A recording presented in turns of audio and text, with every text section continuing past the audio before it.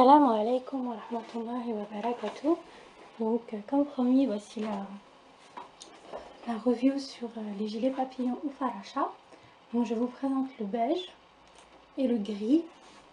J'en ai acheté 4 au total. Donc, les deux autres, c'est un rose et un noir. Ce sont des vendeuses différentes.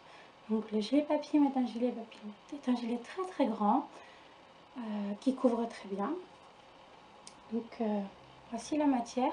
Je ne sais pas ce que c'est exactement comme matière. Je crois que c'est du... honnêtement, je ne sais pas. C'est du jersey, mais ça n'a pas l'air d'être du coton.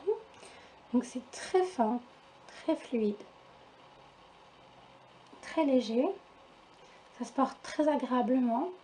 Donc pour les côtés positifs, c'est la longueur. Il y a vraiment à ce niveau-là, j'ai rien à dire. La longueur, mais aussi la taille. Ça peut aller vraiment à une très grande taille comme à une toute petite. Maintenant, les côtés négatifs, c'est la matière. Que personnellement, je n'en suis pas très fan parce que c'est une matière qui, si elle est portée avec une matière fine en dessous, comme une abaya en coton, un jersey de coton ou une abaya en satin, en soie, ça dévoile encore plus les formes.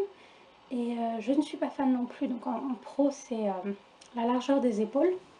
Donc vous voyez, comme la matière est très légère, on a tendance à la perdre. Ça tombe très très facilement. Le positif aussi, ce sont les manches, j'ai oublié de vous dire, donc ça tient très bien au niveau du poignet, comme elles sont resserrées.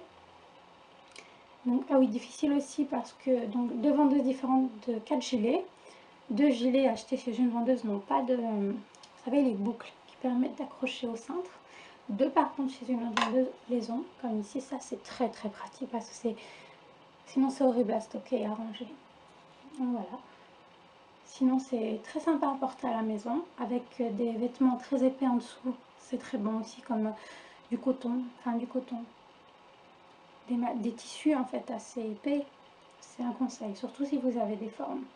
Donc voilà, mais globalement, l'expérience est assez positive. Voilà, assalamu alaikum wa rahmatullahi wa barakatuh.